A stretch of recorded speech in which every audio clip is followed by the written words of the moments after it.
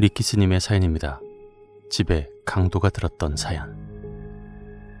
안녕하세요, 리키스입니다. 섬님의 라디오를 뒤적거리다가 문득 제가 예전에 겪었던 일이 생각나 키보드를 두드리게 되었습니다. 오늘은 귀신 이야기는 아니지만 다른 의미로 소름이 끼칠지도 모르는 강도에 대한 이야기입니다. 저희 집은 이 사건으로 인해 CCTV를 4대를 달아 사각지대를 거의 없애다시피 했고 담을 더 높게 쌓은 공사를 해야 됐습니다. 때는 3년 전 여름, 제가 홀로 시골집에서 생활하고 있을 때 일입니다. 당시에 시골에 집을 사놓고도 부모님께서 특히나 아빠가 한참 바쁘셔서 집을 한동안 방치하다시피 했었다가 손을 댄 지 얼마 안 되었던 시기였습니다. 당시 집은 손댈 곳이 정말 많았었죠. 벽지며 장판을 새로 하는 것은 물론이고 집이 작아서 뒤편과 옆에 창고를 짓고 지붕을 수리하고 아주 한바탕 난리를 쳤습니다. 저희 시골집 담장은 되게 낮았습니다. 담장 옆이 바로 언덕길이라 정말 짧은 곳은 2m가 채 되지 않는 곳이었고 대문 옆이 그나마 높이 솟아 있었죠. 게다가 담장 안쪽은 높이가 있는 화단이라 위치만 잘 선정하면 담장을 아주 손쉽게 뛰어넘는 것은 물론이고 착지할 때도 아주 푹신하게 안착할 수 있는 집이었습니다. 게다가 또 담은 낮은데 집 자체는 높기 때문에 집 안에서 집 밖에 나 있는 골목길에 사람들이 다니는 것이 훤히 다 들여다 보이고 마찬가지로 집 밖에서도 집안이 훤히 보이는 구조였죠. 집이 언덕 중간쯤에 있어 언덕을 올라오는 차량의 헤드라이트가 저희 집 안쪽을 훅 훑고 지나갔기 때문에 빛에 민감한 저는 집안을 비추는 빛에 깜짝 놀라서 잠에서 깨어 그대로 날밤을 꼬박 새우기도 했습니다. 게다가 시골집 창문은 커튼도 아직 달리지 않았고 방범창이 있었는데 새로 달아야지 하고 떼어버리고는 달지 않은 상태여서 방범창도 없고 담장도 낮은 데다 그때 한참 마을에서 도둑이 드네 만에 이야기가 오가고 있던 터라 무서움에 떨어야 했습니다. 그래서 전 새벽에 깨어있고 낮엔 잠을 자는 올빼미 생활을 하고 있었죠. 한참 밤낮이 바뀌어 새벽 내내 이어폰을 끼고 노래를 들으며 SNS를 하고 있다가 문득 창문 저 멀리에서부터 찻소리가 들려왔습니다. 뭔가 끼익거리는 소리가 들리는 것 같은데 승용차 같진 않고 트럭 같은 느낌이 들었죠. 승용차라면 웬만큼 낡아빠진 차가 아닌 이상 나지 않을 끼익끼익 소리에 털털거리는 엔진 소리까지 전형적인 트럭 소리였습니다. 실제로 저희 집 뒤쪽에 집이 한 채 더 있고 그 뒤로는 전부 밭인 데다가 근처에 감자밭을 하시는 분이 5시에서 6시 사이 트럭을 끌고 올라가 작업을 하시던 터라 그분인가 하고 생각해보았지만 시계를 보니 새벽 3시 2분. 일하러 오시는 그분은 아니라고 단정짓게 되었습니다. 그럼 옆 동네로 가는 사람인가? 하지만 그것도 아니었습니다. 그 트럭은 점점 저희 집과 가까워지고 있었고 헤드라이트가 반짝이는 것이 창문 너머의 벽장을 비추는 순간 저는 그 트럭의 용건이 저희 집에 있을 것만 같은 불길하고도 소름 끼치는 예감이 몸을 훅 훑고 지나갔고 뭐 됐다 생각하며 점점 겁이 나기 시작했습니다. 그러면서도 속으론 제 자신을 타이르며 애를 썼죠. 아닐 거야. 뒤쪽으로 조금만 가면 다른 마을하고 연결되는 길이 나오니까 거기로 가려고 하는 걸 거야. 설마 도둑이겠어? 아니야, 아닐 거야. 설마. 제가 제 자신을 타이르는 사이 그 트럭은 저희 집 앞 골목길로 들어섰고 저는 제발 가라, 가라, 서지 말고 쭉 가라, 제발 좀 가라 속으로 아주 간절하게 외치고 있었습니다.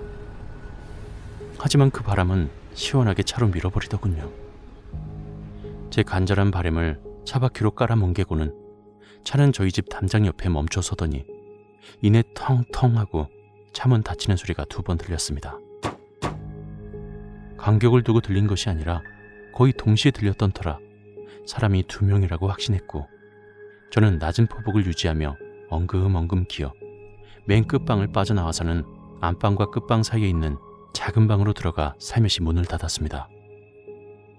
이 작은 방은 도어락에 달린 현관과 마주보고 있었는데 그 안쪽에 방이 하나 더 있습니다. 이를테면 숨겨진 방이라고나 할까요? 뭐 결국엔 창고지만 말입니다. 저는 그 창고에 숨어 덜덜 떨리는 손으로 여차하면 경찰에 신고를 하기 위해서 저희 집과 가장 가까운 파출소의 전화번호를 열었습니다. 통화 버튼만 누르면 곧장 통화할 수 있도록 준비해 놓았죠. 저는 창고 문에 기대 바깥 소리를 들으려 귀를 기울였습니다. 심장이 콩닥거리다 못해 쿵쾅거리고 숨이 가빠오고 겁에 질린 탓인지 손발은 차게 식는 것 같은데 감각도 예민해져서 바깥의 소리가 다 들려오더군요.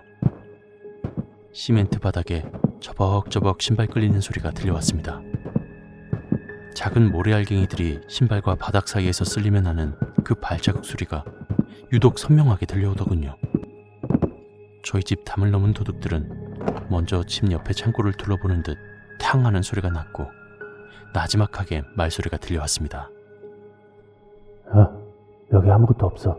빈 창고야. 뒤쪽에 창고도 탕 비었는데. 에이, 창고만 오지게 크네. 여기 진짜 사람이 살긴 사냐? 살걸? 며칠 전에 여기서 어떤 여자가 나오는 걸 봤거든. 중년 남자 목소리 둘. 두 명이 침입한 것이라고 확신한 저는 덜덜 떨리는 손으로 통화 버튼을 눌렀습니다.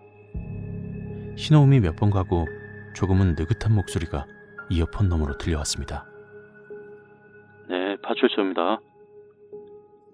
여기 어디면 어디길 몇 번지거든요. 지금 집안에 도둑이 든 것 같아요. 저는 다급하지만 아주 작은 목소리로 다다다 내뱉었고 전화를 받은 경찰은 잔뜩 겁먹은 제 목소리에 옆 사람에게 빨리 차를 대기시키라며 소리치곤 저에게 물었습니다. 무기를 소지하고 있는 것 같으냐? 인원이 몇 명이냐? 지금 집에 들어왔느냐? 당신은 지금 어디 있느냐? 같은 질문에 저는 작게 모르겠어요. 2명 같은데. 예, 저는 집안에 숨어 있고요. 라고 짧게 대답했습니다. 그리고 그분은 전화를 끊지 말고 있으라고 말했고 저는 알겠다고 하며 다시 바깥 소리에 귀를 기울였습니다. 그때 문 손잡이가 미친 듯이 흔들리는 소리가 들려왔습니다. 그 소리에 깜짝 놀라며 전신에 소름이 쫙 돋고 헉 하고 헛숨을 들이켰다가 제 작은 소리에 제가 놀라서 다시 입을 틀어막고는 다른 손으로 핸드폰을 꽉 쥐었습니다. 제 소리에 이어폰 너머로 경찰분이 동료분에게 야 빨리 하며 소리를 버럭 지르더군요. 도둑은 문이 열리지 않자 성질을 부리는지 문 손잡이를 미친 듯이 잡아 흔들며 발로 문을 뻥뻥 걷어차기도 했습니다. 저는 그 소리가 너무나 무서워서 몸이 사시나무 떨리듯 벌벌 떨려왔습니다. 걸쇠가 걸려있으니 그게 부서지지 않는 이상 안으로 들어올 수 없다는 걸 알면서도 미친 듯이 흔들리는 손잡이에 그 덜컥덜컥하는 소리가 어찌나 그리 무섭던지. 그들은 문 따기를 포기했는지 문 손잡이를 돌리는 소리가 잠잠해지나 싶더니 이번엔 와장창하고 날카롭게 유리가 깨지는 소리가 들려왔습니다. 문으로 침입하길 포기하고 유리창을 깨버린 것이었습니다. 저는 그 날카로운 소리에 순간 극악의 공포를 느꼈고 한순간 저 사람들이 숨어있는 나를 찾아서 해코지하면 어쩌나 하는 그런 생각까지 들었습니다. 그런데 그 생각이 들자마자 신기하게 머리부터 발끝까지 찬 기운이 훅 쓸고 지나가더니 방금까지의 공포감이 눈 녹듯 사라지고 냉정을 되찾은 것 마냥 방금까진 보이지 않았던 주변 사물이 눈에 들어왔습니다.